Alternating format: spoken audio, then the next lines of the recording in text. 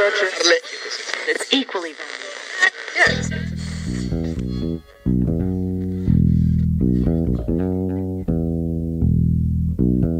Julio Ruttmann, Ricardo Nassif, El Negro y el Rojo, conversaciones entre líneas. Uno que viene del cine y otro que vengo de un libro, por supuesto. Sí, yo vengo de ver Oppenheimer, que nosotros siempre planteamos, bueno, no hablar de la coyuntura, pues no sabemos cuándo van a escuchar esto, pero creo que la estela que va a dejar Oppenheimer va a ser bastante larga. Uno presume que es una de las películas que marca época. Va a ocupar un espacio Claro. en la historia, Sí. Del cine al menos, o bueno, veremos. Nunca se sabe, ¿no? Esto de la historia que va a trascender. Uno nunca sabe para quién trabaja, Claro. eso sería la historia, ¿no? Este sería el caso de Oppenheimer. Claro. Casi, ¿no? Bueno, ahí es interesante. No sé que hay toda una cuestión respecto a spoilear o no spoilear películas. Yo no voy a spoilear nada. Sí, lo que voy a señalar, y que no voy a dar ninguna novedad, pero sí como fenómeno, que por primera vez que veo una película norteamericana, que recomiendo mucho verla, si no la han visto, donde se expone claramente cuál es el plan sistemático, vamos a decir, para producir un arma de destrucción masiva. También Convengamos, a ver, contemos, esto es de efecto profesional mío, contémosle, por si la duda que hay alguien que no sabe quién fue Oppenheimer, fue el científico que desarrolló lo que termina siendo la bomba atómica, digamos, Claro. las que cayeron sobre Hiroshima y para decirlo en Nagasaki. términos periodísticos, el padre de la bomba atómica, que Eso. es el científico que dirige un equipo especial que tiene como misión fundamental producir esa arma de destrucción Esa masiva. energía. Y quiero subrayar esto de arma de destrucción masiva de manera para nada inocente, recordando lo que pasó con aquellas famosas e inexistentes armas de destrucción masiva en Irak, Claro. que habilitaron la intervención de Oriente en una matanza La invasión, la primera tremenda, invasión. Sí. claro, y en la que no solamente participaron los Estados Unidos, sino donde participó La OTAN. la OTAN, claro. Claro. Entonces yo le pregunté a José Pablo Feynman, hablando desde la radio, cómo veía él, después de esa invasión, la posguerra. Claro. Y él me dijo, no hay posguerra. Claro, eso siempre lo decimos. Sí. Y a propósito de esto, bueno, ¿cuál es la posguerra? Y uno pues pensaría cuál es que hay post la qué? bomba nuclear. Claro, y claro. claramente es la instalación de una amenaza nuclear para siempre, Sí, sí. y en dimensiones que no podemos todavía dilucidar. Se sigue perfeccionando incluso técnicamente las armas de destrucción. Claro, es una carrera que no se tiene- detiene. sí, claro. Con esta particularidad bastante interesante, que quienes poseen esas bombas nucleares, fundamentalmente, uno puede decir Estados Unidos, Rusia, Israel, creo India, Sí. pero fundamentalmente Estados Unidos promueven que no proliferen las bombas nucleares en el resto de los estados. Claro, sí, Es decir, sí. Argentina, si tuviese la idea de producir ni siquiera bombas nucleares, un Bueno, chasquibún. pasó con aviones. Claro. Bueno, lo que pasó con el Pulqui en la Argentina, Claro. en la historia del peronismo. Pero quería volver a esto, que me parece interesante y que estoy como un poco expectante de saber cómo esto incide hacia el interior de los Estados Unidos, porque es una película donde deja muy claramente que hay un plan sistemático para la producción de esa bomba de destrucción masiva, que se consigue desarrollar. Hay una inversión según plantea la película, de más de $2.000 millones. Estamos hablando de la década del 40, para hacer un campo, un pueblo específico donde están los científicos con su familia. Construir un pueblo. Claro, construir un pueblo hasta llegar a la producción de esa bomba, hacer la prueba y después, bueno, ponerla a disposición de la política para ver qué hacen con ella. Claro. Entonces, pero ya con ideas, por supuesto, no hay ninguna inocencia preconcebida que se va a utilizar en el medio de un conflicto que no terminaba de resolverse, que es la Segunda Guerra Mundial, aún ya con la caída de... Se estaba terminando de terminar. De digamos. Alemania. Sí, claro. Y quería subrayar esto, que muchas veces es discusión doméstica argentina la dimensión del genocidio, del último genocidio argentino en relación a esto de los 30.000 desaparecidos. Incluso se mete de los números, en la discusión de la campaña. Sí. Y creo que es la primera vez que tengo memoria que en una película se dice tan claramente: nosotros, los norteamericanos, desarrollamos esto y matamos más de 200.000 personas en 2 bombas que caen se tiran desde un avión en Hiroshima y Nagasaki. Y el número está puesto ahí. Y asumiendo la entera responsabilidad de ese número. Después, como charlábamos en algún momento, uno puede decir, bueno, hay una evidencia de la organización de la violencia. Hacíamos una distinción en lo que era la violencia aplicada de manera sistemática para provocar el sufrimiento, o la violencia como una herramienta propia del ser humano para defenderse. En este caso, la conclusión que uno puede llegar no solo de la película, sino de los estudios históricos, es que hay una desproporción, si es defensiva, arrojar bombas de esa dimensión en Japón, donde la distancia que podía haber del poderío militar japonés versus lo que hoy conocemos como esa misma OTAN. Está bien, en Europa con potencias diezmadas, como sabemos lo que pasó en Gran Bretaña. Claramente no era la Gran Bretaña de una década anterior, sino que había sido totalmente asediada por los alemanes, y donde la excusa o la razón, si queremos decir, fundamental de la producción de la bomba es que si había que producirla. De hecho, hay una carta de Einstein al presidente norteamericano donde advierte que Alemania puede avanzar en la producción de la bomba y que frente a eso había que contrarrestar.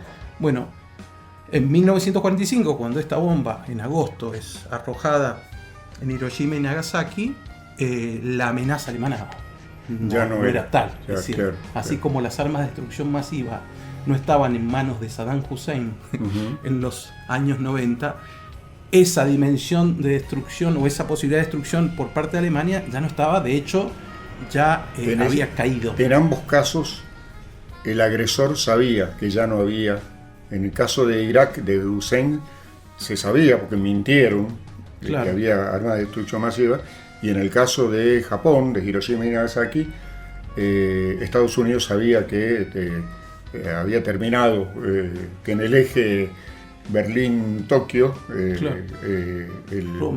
la capital del asunto, que sería Berlín, había terminado, había fracasado. Y hay también que sucede esto siempre con lo que vos recordabas una vez más sobre la guerra perpetua, que se van modificando los enemigos. Entonces ya no era Alemania, sino la posibilidad de que Rusia fuese la que estuviese desarrollando. Entonces, pero Rusia en ese momento era aliado de los Estados Unidos. Entonces, sí, ya había, de todas maneras, había negociaciones de los post-nazis, digamos, ¿no?, con Churchill para decir, no, mire, nosotros ya no somos el problema. Ahora el problema es la Unión Soviética, ¿sí?, el comunismo. Claro. Bueno, uno va a ver que la fase posterior que ahí ya empieza a estar en esa bipolaridad de lo que nosotros conocemos como la Guerra Fría, y que incluso estuvo al borde de aquella famosa batalla de los misiles entre Rusia y Estados Unidos a propósito de los misiles que había instalados en Cuba. Pero de todo esto me parece interesante que yo siempre he percibido en mis clases de historia que ha habido así como una instalación respecto a la guerra de Vietnam que uno no tiene claro, si no estudia profundamente la historia, quién la ganó. Porque si uno ve las películas de la producción hollywoodense, pareciese que no está claro nunca. Incluso Apocalipsis. Claro, cómo termina la historia. Entonces, cualquier desprevenido puede decir que ganó Estados Unidos, y la cantidad de películas que hay sobre la guerra de Vietnam. Y yo tengo la hipótesis que si uno sale a la calle, acá, y le pregunta a la gente si conoce de la existencia histórica de la bomba atómica, yo creo que la mayoría sí. Diría que sí. Incluso hay una imagen muy potente de ese El hongo, claro. que está muy, muy, muy presente en todos, Claro, sí. que uno no se animaría a negar la existencia de la bomba atómica. Ahora, si uno hace la siguiente pregunta, ¿quién tiró la bomba atómica? Ya ahí yo creo que hay más dudas. Yo lo he planteado en mis clases de historia en la secundaria y no hay una idea de quién la arrojó. Y si uno, hablando del número, dice, bueno, ¿cuántas víctimas hubieron? Ahí me parece que casi nadie claro, absolutamente. tiene noción. Y esta película viene a contrarrestar un poco eso. Che, acá, incluso sin mostrar a los muertos. Es decir, No, yo me pregunto si esa pregunta que vos te harías, y la harías en cualquier esquina de Mendoza o de Chivilcoy o de Pico Truncado, si se haría antes de esta película, y habría que ver después de esta película, en los Estados Unidos. claro. Lo mismo. Sí, sí. ¿No?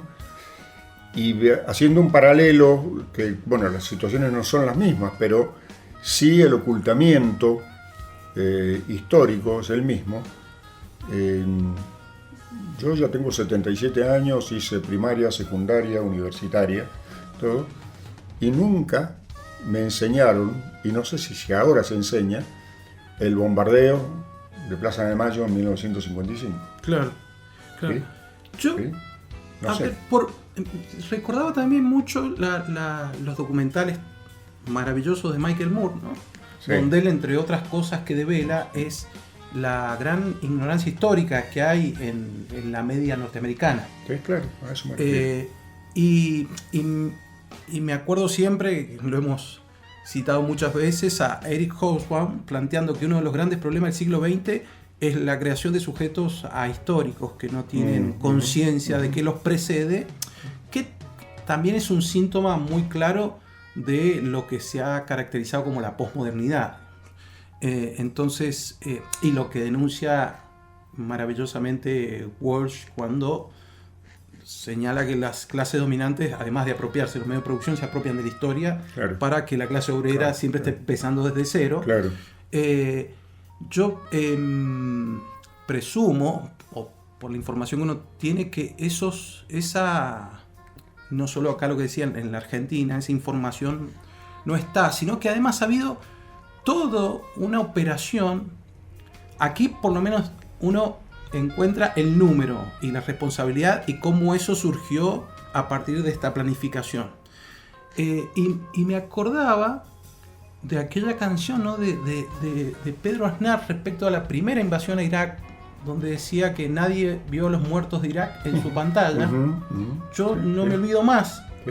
Cuando fueron los bombardeos que parecía, los bombardeos sobre Bagdad, que parecían fuegos artificiales, que claro, mostraban sí. unas imágenes, Sí. que los misiles en verde se veían cómo surcaban. Sí, sí.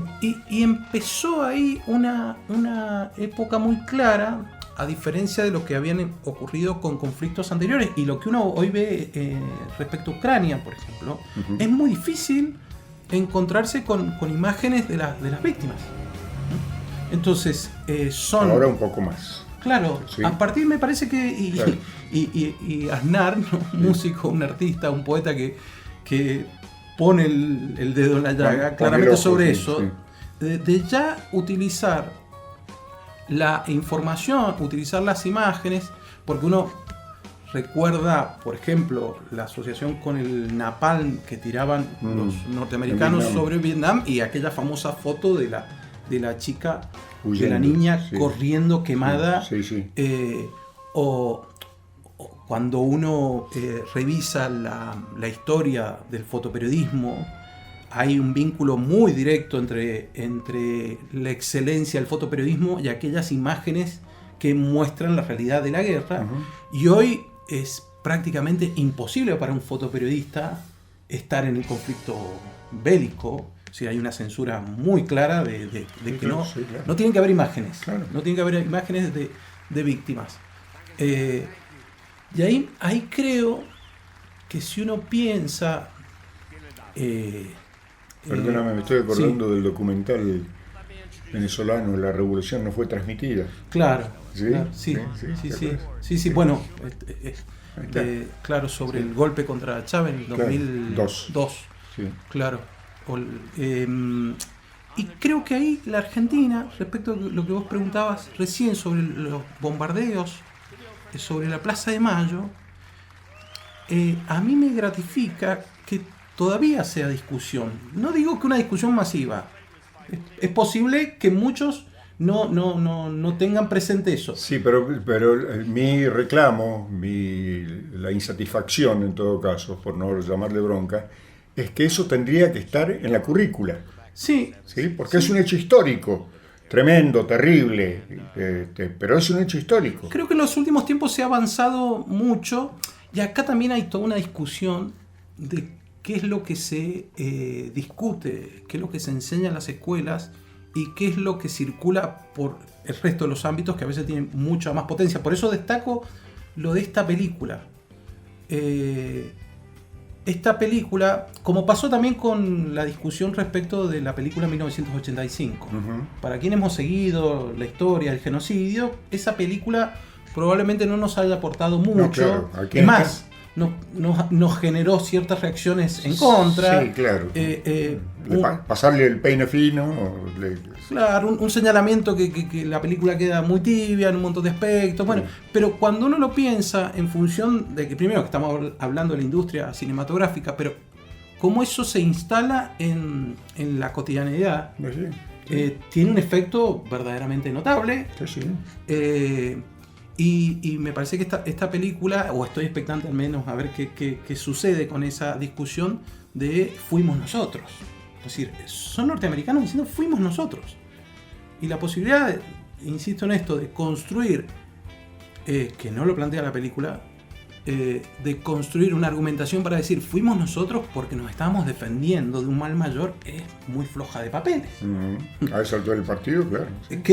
Queda lo sabíamos de antes, ¿no? Que la película nos informa sobre eso, pero lo que voy es que son ellos mismos, dentro de la industria, con una película muy taquillera, con una industria que hoy está en huelga, está parada. Claro, una industria que está parada por la huelga de los guionistas, a las cuales se han sumado los actores, porque cuando uno dice, para traer una película así también muy popular como Avatar, hay toda una cuestión metafórica de lo que Joker, representa, la misma Joker. o Joker, digamos, donde hay metáfora, ¿no? Simbología ahí. Claro, acá hay una cuestión que es, bueno, es lo que se le suele llamar una biopic, tiene todo un rasgo documental, incluso con reforzar.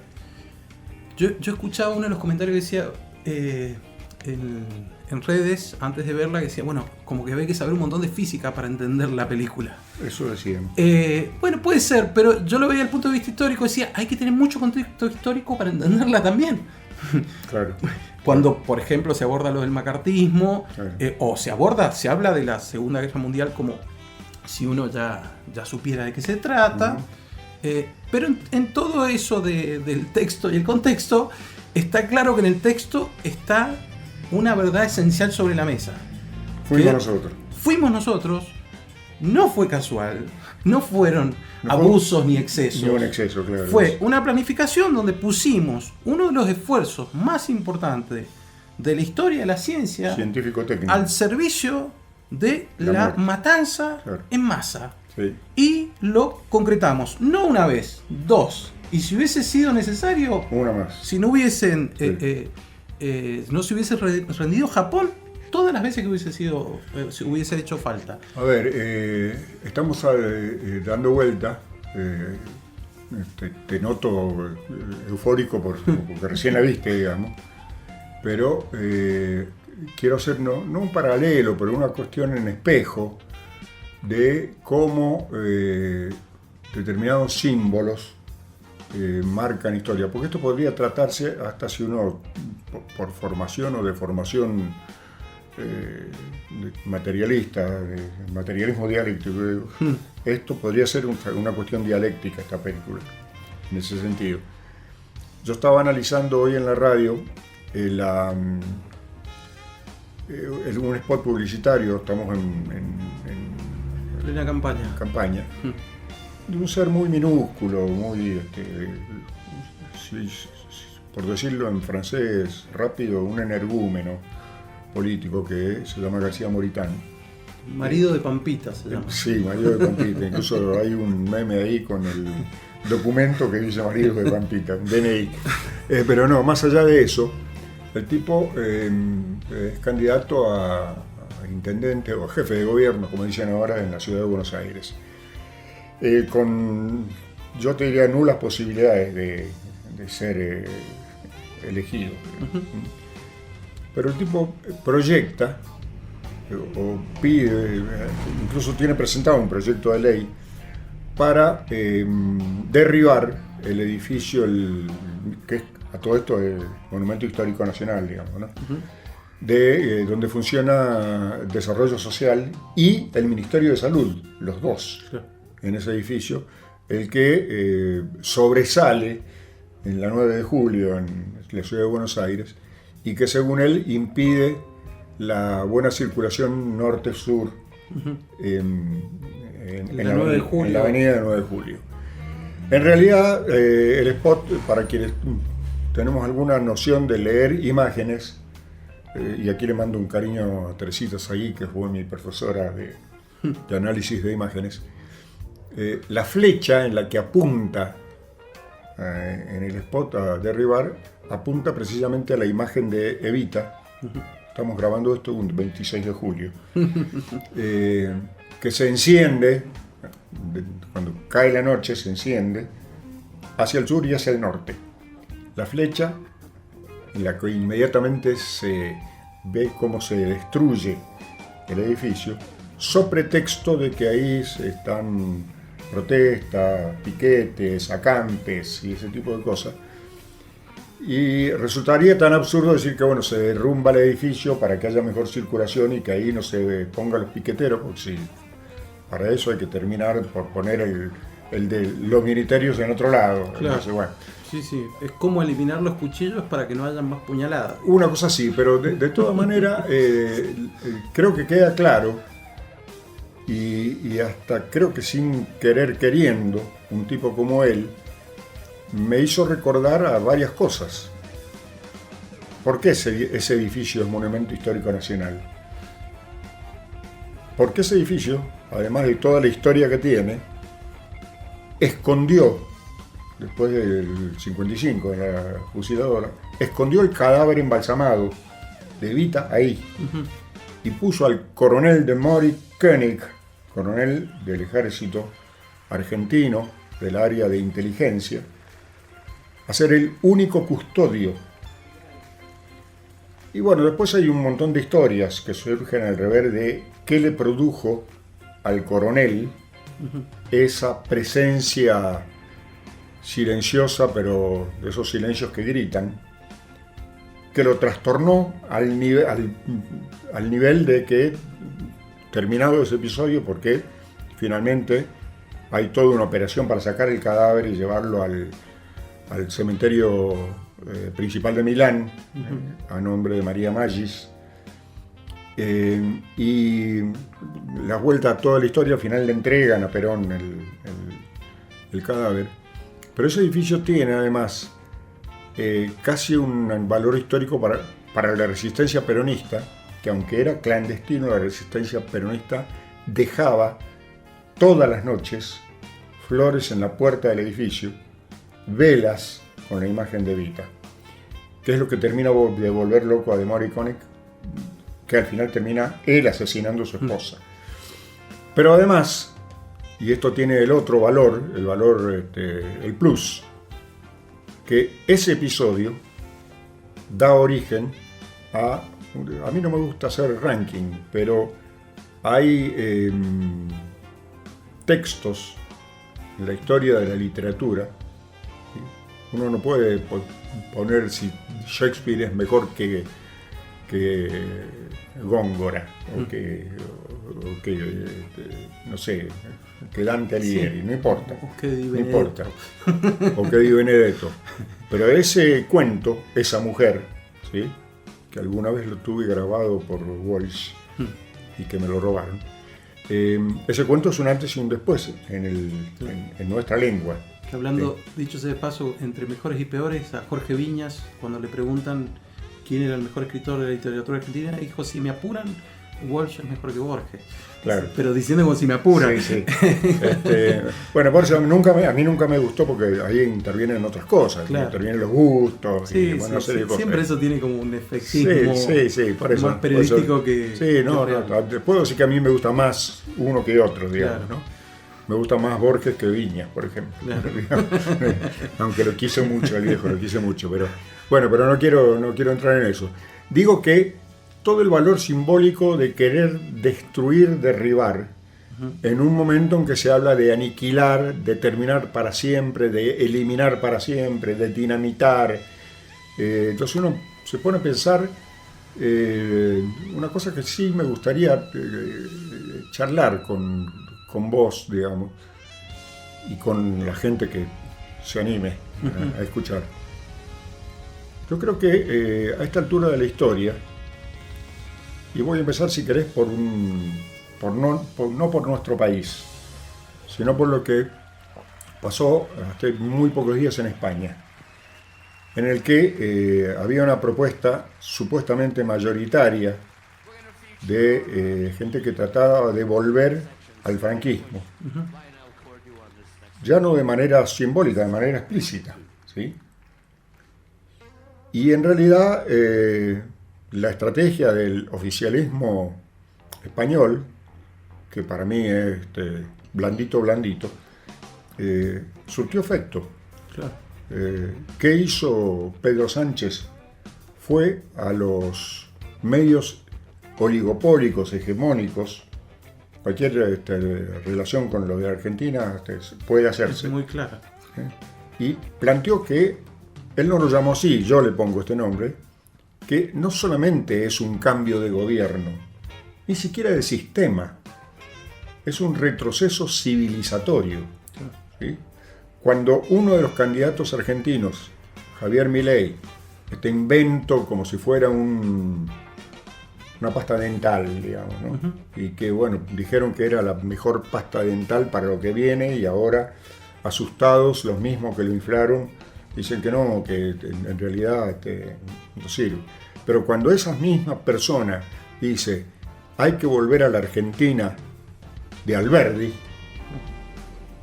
Alberdi nació en agosto de 1810 y se murió en junio de 1884.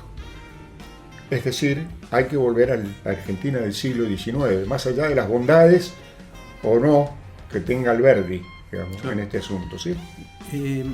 Entonces, yo estoy pensando en el retroceso civilizatorio, que significaría esta nueva forma, por eso se le llama neofranquismo, neofascismo, neonazismo. Claro. ¿No? Ahí me parece que hay un punto de polémica que puede ser muy interesante en los dos términos, en lo que retrocede y lo que es la civilización. Ajá. ¿No? Ajá. Me parece que es una discusión que, además, desde que charlamos, que está siempre ahí y, Sí. que lleva a algo que se utiliza mucho desde casi una visión de la autoayuda o el coaching, Sí. dirigido a la política, que es el concepto de la evolución. Hay que evolucionar. Que hay una trampa bastante interesante en eso. Además, uno de los partidos se llama Evolución. Claro. Concretamente. Es muy interesante. Y al mismo tiempo, quienes proponen la fuerza para evolucionar. Sí. Si uno lo junta esto con aquello, y sería como un darwinismo social, ¿no? Y Si casi- la fuerza. Casi dialéctico, es Claro. evolucionar hacia atrás. Claro. Sí. Entonces, ¿dónde está? Bueno, a mí me parece que una de las posibles puntas de ovillo para meterse en esa discusión es poner en duda los términos. Es decir, si existe un progreso, si existe un antes y un después, si existe que vamos siempre para adelante y que lo mejor está por venir. Para decirlo sencillamente, si yo soy músico y digo que estoy retrocediendo porque estudio a Bach, sería algo atroz. Insólito. Es decir, a Bach hay que superarlo. Claro. Me- Desde Bach. Claro, me hace acordar mucho a a una historia que me contaba el Sacha Barrera Oro, que él es actor y dramaturgo, director, cuando empiezan a estudiar teatro y había que ir para adelante, y en una de las primeras clases, no sé, el profesor de teatro le dijo, vamos a estudiar no sé qué obra de Shakespeare. Y un alumno le saltó y dijo, Shakespeare está superado. Y el profesor le dijo, claro que está superado, pero no está superado por vos. Claro. Entonces, ¿respecto a quién está superado? Bueno, Entonces, digo, y esto es interesante, y acá de nuevo, como hacemos muchas veces, se abre una ventanita. Una ventanita y una relación, y vuelvo a Hobsbawm, que antes de venir trataba de revisar el prólogo de... La historia del siglo XX. Claro, la historia del siglo XX, para buscar, porque me había quedado con esto de la película Oppenheimer del número, y me parece interesante discutir el número en tanto dimensión de la crueldad. Uh-huh. Hablando de los 30.000 o hablando de los 240.000 japoneses, o hablando de 2 que balearon en una esquina. O de los 90.000 desde que empezó la guerra contra el narco en México. Claro. Hay 90.000 desaparecidos. Y para sacarlo en lugar de la estadística. Y para ponerlo en la dimensión humana de la crueldad. Y acá hay algo interesante con esto de retroceder o avanzar. Uno podría pensar que el siglo XX, si lo analizamos en perspectiva histórica, ha sido uno de los periodos de mayor desarrollo, progreso, tecnología, etcétera, etcétera. Sin embargo, tiene como contrapartida el momento de toda la historia, esto lo plantea muy bien Hobsbawm, donde se mató de manera sistemática a más personas y donde se crearon las posibilidades que estamos viviendo hoy de que podamos terminar con toda existencia prácticamente de vida en el universo con tocar 2 botones. Hobsbawm, que fue marxista, ¿sí?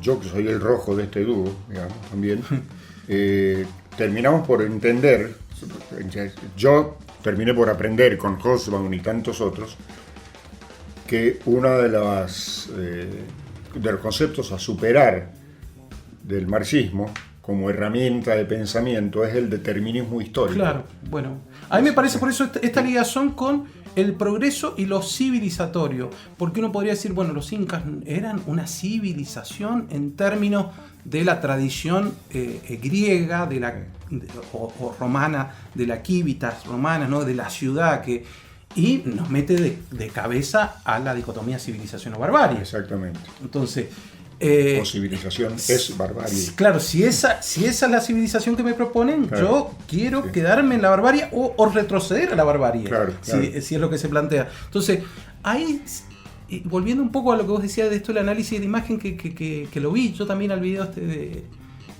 García Moritán. De García Moritán, y me parece que tiene una contradicción que vincula un poco con esto de no mostrar a las víctimas, ¿no? Si vos vas a tirar ese edificio, no lo mostrés, porque solamente vas a ganar adhesión de los sádicos. Pasó en los Torres Gemelas. Claro, vas a ganar el que celebre eso es el sádico. Sí. El que explícitamente va a pronunciarse en favor del sadismo. Sí, está prohibido, las imágenes de los cuerpos cayendo en las, claro, en y las lo Torres relaciono Gemelas, con está que prohibido. A mí me ha pasado en el estudio de la historia, que a diferencia quizás de otras ciencias, no de la física o la matemática, sino de, por ejemplo, las ciencias biológicas, donde uno tiene contacto con el objeto de estudio. Entonces, a mí me impresionaba en la microbiología cómo uno ve la célula, y ve la célula en esas condiciones que uno lo pone, sí, pero la célula está ahí, el objeto está ahí. Sí. En la historia, como lo que quedan son restos, uno no, ojalá, digamos, o no sé, pero un berretín, un delirio o una fantasía que siempre he tenido sería una máquina de tiempo para ir al momento donde ocurren los hechos. Y hablando de esto de la dimensión, me pasaron 2 cosas. Una, cruzar la cordillera caminando y dimensionar la proeza, que no está en los libros. Sí. Esa dimensión física sensible. Sí. Y la otra, la primera vez que yo vuelo en avión, que fue a Buenos Aires, estaba pendiente de la ventanilla para ver cómo es un avión sobrevolando una ciudad que va a bombardear. Yo quería tener la dimensión de lo que significaba el bombardeo, que me parecía algo atroz, y que, dicho sea de paso, las primeras imágenes que se publican de manera masiva sobre los bombardeos es a propósito de la película de Sinfonía de un Sentimiento de Leonardo Fabio. Ajá. Leonardo había organizado toda una maqueta porque no tenía las imágenes del bombardeo. Me acuerdo, uno de los que laburó en la película lo cuenta muy bien, creo que lo cuenta ahí en el documental que se llama Crónica de un director, a propósito de Fabio, donde había hecho hacer una maqueta muy compleja, bastante costosa durante mucho tiempo, y él dice que la veía todos los días y no lo convencía, decía, no puede ser que no haya imágenes, no había imágenes de los bombardeos. Las que nosotros hoy podemos ver o encontrar en las redes sociales, en YouTube, son porque Leonardo Fabio publica en un diario: soy Leonardo Fabio, le pido a la gente que tenga imágenes del bombardeo, si pueden, o imágenes de tal a tal periodo, Que me lo faciliten. y fue una persona y llevó esas imágenes que nosotros conocemos. Entonces, cualquiera que no sea un sádico, que se pone en esa percepción, esto lo muestra muy claramente, creo que se llama Mientras estés conmigo, la película norteamericana sobre la pena de muerte, Ajá. que es con Sean Penn, Sean Penn, ¿no? sí. Que uno ve esa película y hay que ver a una persona cuando se la inyecta para matarla. Ujú. Sí, el hecho concreto, digamos, El hecho más allá de lo concreto, simbólico. cuando uno dice pena de muerte, bueno, a ver, vos vas a disparar. Bueno, el que dispara y lo hace con satisfacción es un sádico, y no sé si lo queremos tener entre nosotros. Sí, Como- pero también, como uno más- pero también ojo, porque ahí está otro concepto, que es el concepto del monstruo, ¿no? Claro. Entonces,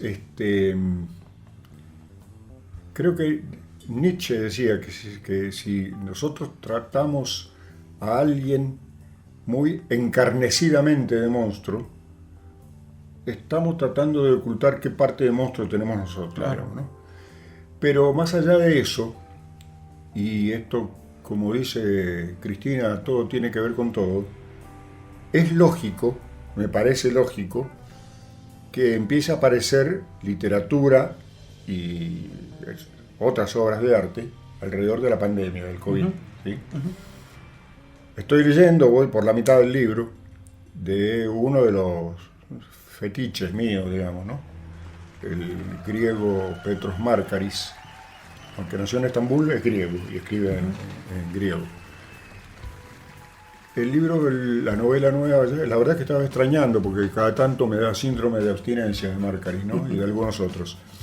Pero la novela nueva se llama La conjura de los suicidas. Y está escrita, y el leitmotiv es la cuarentena, la pandemia en realidad. Y plantea, yo no lo puedo spoilear porque voy por la mitad, pero puedo contar, primero que todo surge a raíz de que empiezan a aparecer suicidas nonagenarios, ¿sí?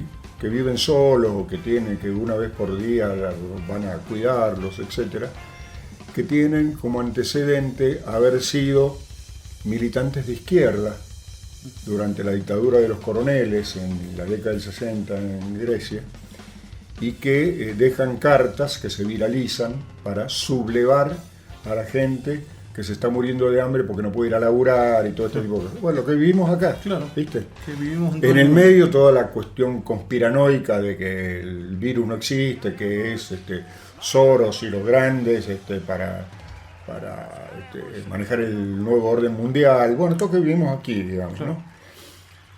Pero estoy diciendo, ¿por qué me interesa tanto una figura como Márkaris? Que las novelas parecen livianas porque se leen rápido, está muy bien escrita, muy bien traducida, además. El personaje, así como el personaje de Sasturain Echenique, o Echenique, como se dice, ¿no? O el personaje de otro de mis fetiches, que es Connolly, es Charlie Parker, que no es el músico, sino el detective. Este es un comisario, el comisario Costas Jaritos. Y el comisario Costas Jaritos es un tipo muy especial, porque es en realidad, Márkaris lo hace muy especial, pero lo hace muy familiar, muy buen tipo, Siempre hay, por supuesto, muertos, y no solamente suicidas, sino que hay crímenes, hay delitos, etc. Pero el tipo Smarkaris, el escritor, pone mucho énfasis en la vida familiar del comisario. Es un comisario que tiene una esposa, que es muy buena cocinera y que además le ayuda a resolver los casos, pero con cuestiones del sentido común, ¿no? El que mucho abarca poco aprieta, con frases así, populares, digo, ¿no? Tiene una hija única que es abogada de inmigrantes y de organismos sociales. Tiene el marido de esa mujer, que es médico en hospitales públicos, estamos en pandemia, ¿sí? Tiene un hijo, esa gente, o sea, ellos tienen un nieto que la mujer cuida en pandemia, que se llama Lambros, en homenaje a un amigo del comisario que se llama Lambros Sisis, que es un viejo comunista griego a cargo de un refugio para gente en situación de calle, después de la crisis reciente, claro, de la pandemia. Pongo esto porque, para mi sorpresa o no, parece una novela escrita acá. Acá en la época de pandemia, con las manifestaciones contra la cuarentena, con el reclamo al Estado para que le ponga guita en el bolsillo a la gente que no puede ir a trabajar, y pero con un policía, con un comisario que inclusive tiene relaciones con su jefe y con el ministro y toda la historia, ¿no?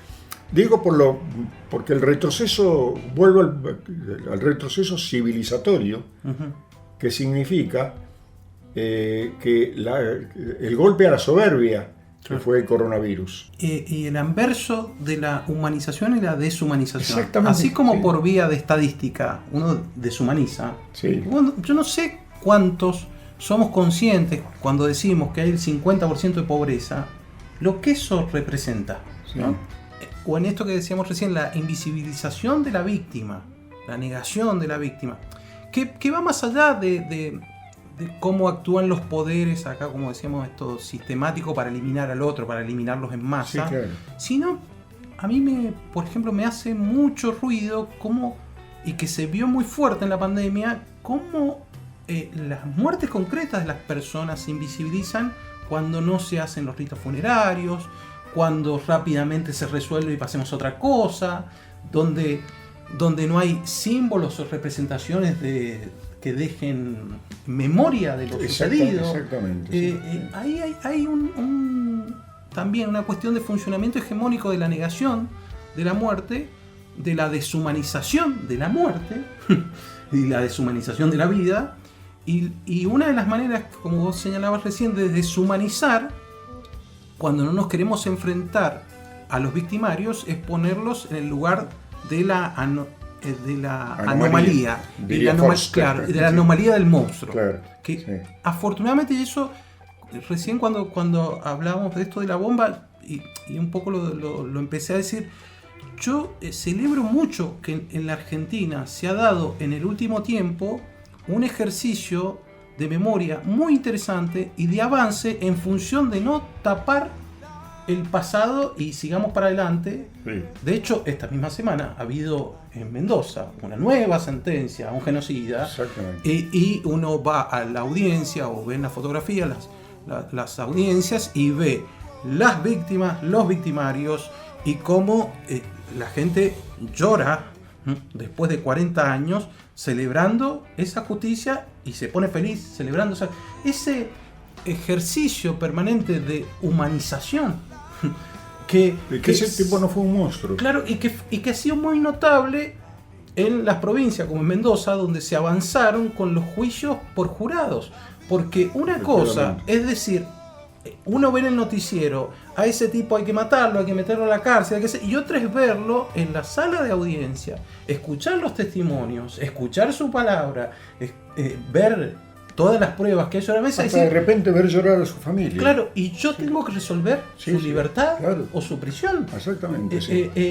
Eso me parece que... Bueno, está puesto, yo creo que vos tenés razón, hay un avance importante en ese sentido, pero esto pone en jaque, pone en juego el nivel del humanismo. Claro. Esto ya viene desde después. Alguien dijo que después de Auschwitz no se podía seguir escribiendo poesía. Claro. ¿Sí? Y esto lo mostró un hito estético, que fue, por ejemplo, La historia oficial, la película, donde el tipo venía de laburar y era un padre de bárbaro con su hijo y todo, y su laburo era torturar gente. Claro. ¿Sí? La demostración de que ni Hitler fue un monstruo, ni Videla fue un monstruo. Oriano Falaci decía el fascista que tenemos todos adentro, en todo caso, ¿no? Claro. En fin, ¿no? Sí. Lo mejor y lo peor está, sí. Como hablamos una semana anterior, cuando reflexionábamos sobre la violencia. Es decir, bueno, yo no tengo violencia porque yo decidí no tenerla. Si yo no puedo ser un criminal porque no va a ocurrir o las circunstancias me ponen en esa situación, por eso me parece que es interesante a veces pensar esto civilizatorio o anticivilizatorio en términos si la civilización representa la humanidad. Exactamente. Entonces, si representa el respeto a ultranza de la dignidad humana. Es una de las polémicas que me suelo meter con mis amigos y amigas es sobre la humanización de las mascotas, por ejemplo. De las mascotas, claro. De los animales. A punto tal con esta idea que mientras más conozco a la gente, más quiero a mi perro. Sí, bueno, hay un candidato que habla con su perro muerto. Claro, bueno, tuvimos a Balcarce con el presidente anterior, hemos tenido a Dylan, digamos, del presidente. Sí. Es como una... Y está bien, digamos, no entro en un juicio, pero sí en una reflexión de... Sí, eso nos pasa a todos. Mi hija decía que hablaba con su perro. Por supuesto. Y que el perro le contestaba, inclusive. Claro. No, y me parece muy bien que nosotros rescatemos la relación con la naturaleza, o hasta incluso esta discusión si debemos seguir matando animales o no. Me parece muy válida esa discusión. Sí. Ahora, quizás a veces hay menos reflexión si debemos seguir matando gente. Así es. Porque en una de esas, por vía de que no la vemos o que quienes nos matan son unos monstruos y que no tienen nada que ver con nosotros, no nos hacemos cargo. Para cerrar, una referencia histórica más.